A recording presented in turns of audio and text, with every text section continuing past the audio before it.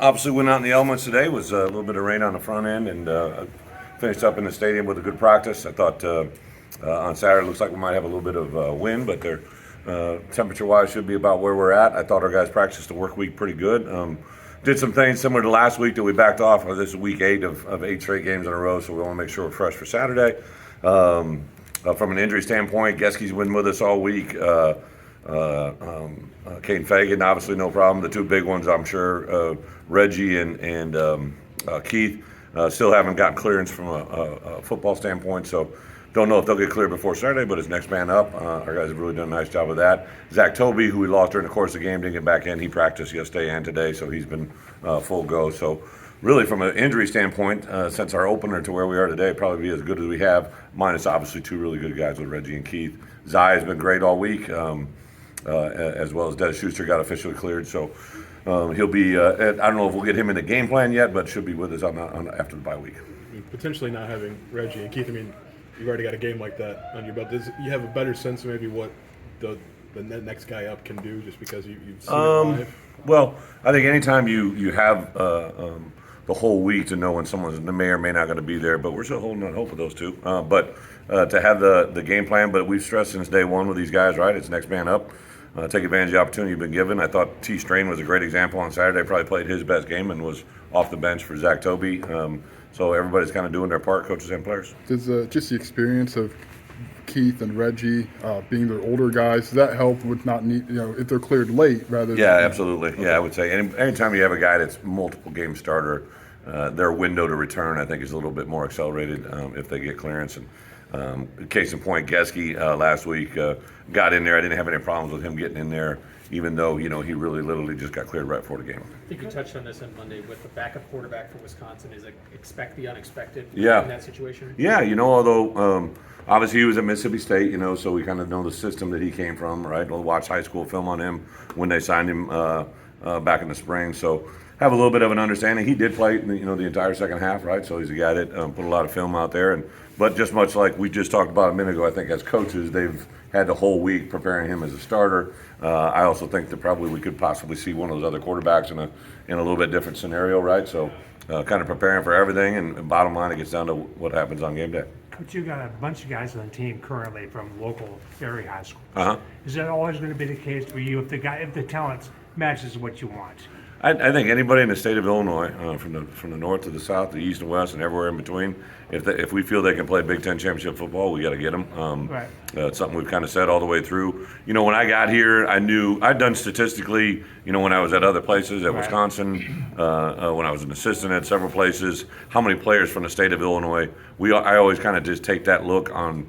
Even way before I became a head coach, I'd find out how many guys signed Division I scholarships in every state, right? And then how you allocate your time. I became a recruiting coordinator when I helped a little bit at Iowa, but especially at Kansas State. And then when I went to Wisconsin, I was heavily involved in recruiting because I knew I was going to be the head coach. So had always looked at the state of Illinois, the pure numbers that sign, right? And knew that, obviously you can't sign them all, but the ones that you fit or believe fit your program, you want to be able to take a swing at those guys, and now more so than ever, I think that's happening. And then it's kind of ironic over the last couple of weeks here, we're hearing from players that we recruited in my first couple of years that didn't go other places that will reach out to us, indirectly. It's just an evolving time, right? Like literally with our committed guys, right? We've had a guy falter, but he's also talking to us every day, right? So there's so many things that go into it now with NIL to transfer portal, how that may affect the kid. So you might have a high school kid that's set to go somewhere, right?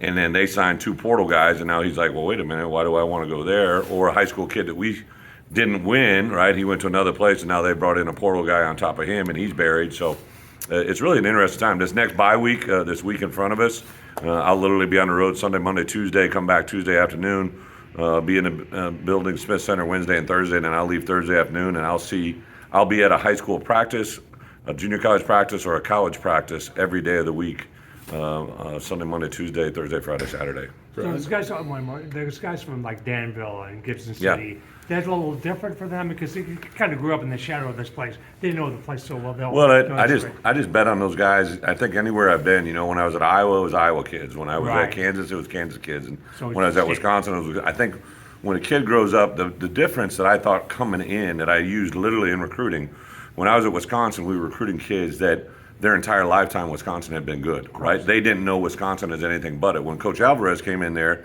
they had been nothing but bad, right? And I thought that was the transition when I became the head coach. Those kids had grown up their entire lifetime with Wisconsin being good. When I took the job here at Illinois, we had to battle the last 20 years of not being great, right? And promising to foreshadow of the future of what they could be, and I think that's been a huge selling point. Obviously, it's a different scheme, but Jim Leonhard, pretty Yeah. familiar with the personnel there. Yeah. What's been his role, if anything's different this week, and what value? Well, yes. I mean, Captain Obvious to not say that we haven't used him in certain ways different this week, just because he does have an understanding, right? But I think I respect Jimmy too much, and like haven't asked anything other than he's done this every week. He implements and gives us information on all three phases of the game ahead of, because he's 2 weeks in advance. He's usually a week or two ahead of us. Like right now, he's really in Minnesota, at this back end of the week. But there are a lot of guys that are new to that roster, right? They really hit the portal world. So offensively, defensively, there are some guys he knows, but I think the kids there probably respect him and he respects them. So I think it's a difficult week, and he's never been here for a game, and I haven't even asked, right? Like I'm trying to treat this for him as a game week just as much as anybody else. Coach, has there been an emphasis this week on shoring up the pass pro, and is that kind of the next step for the offense, you think? I think what we're trying to do offensively is be successful on early downs, put ourselves in third down. Pass pro is worked on every week. I don't think there's anything more or less. But I think what we're trying to do is game plan what we're going to do against Wisconsin and practice that as best we can. Now that you've had a little more than half a season with Jim in that role, has it been what you thought it would be when you kind of talked about him coming in for? Yeah, Jim. Obviously we've gone through this before, but like he made a huge impression on me when we got together as a coordinator and as a guy that not just was a great player in our defense, he's a great leader. And what I saw in him was his ability to see the game very well as a player. Like that's just not very common, and that doesn't surprise me now being around him as a head coach, and also my coaches and my staff would tell you, like I think they've been, the thing that's jumped out to him is how well he sees things, but he also simplistically can say what he sees and put it in terms with what our players understand, and coach is just a really good football coach. But you have a couple guys who have passed the 4-game threshold, Yeah. freshmen, and you have some guys who are really on the cusp. What's your philosophy or your approach in balancing? Anybody that can help us play and help us win a game, we should play them. I just think that I've been in this in my 30 years, but really 15 years as a head coach. There's so many times where I've had a kid, I'm like, let's hold him. And then a year or two later, he gets injured, and you're like, man, I wish he would have had that red shirt, right? So I think anybody now with the NCAA rule too that postseason doesn't count, right? So let's just play him. If we got down to the last 1 or 2 games in the season and there's a guy that's at 4, but really unequivocally right now, we played every kid that we think could help us win a game, offense, defense, or special teams. And to be quite honest, because of our depth and the scenarios that we had, those guys are getting valuable reps. Mac Rusedic, is a guy like maybe hasn't played a lot of defense football, but has been a huge factor for us in special teams. Sabor, a little bit of that.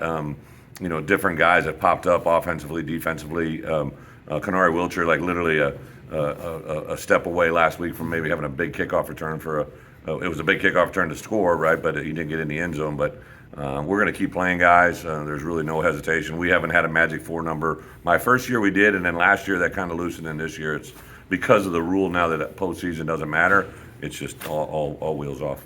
Thanks, guys.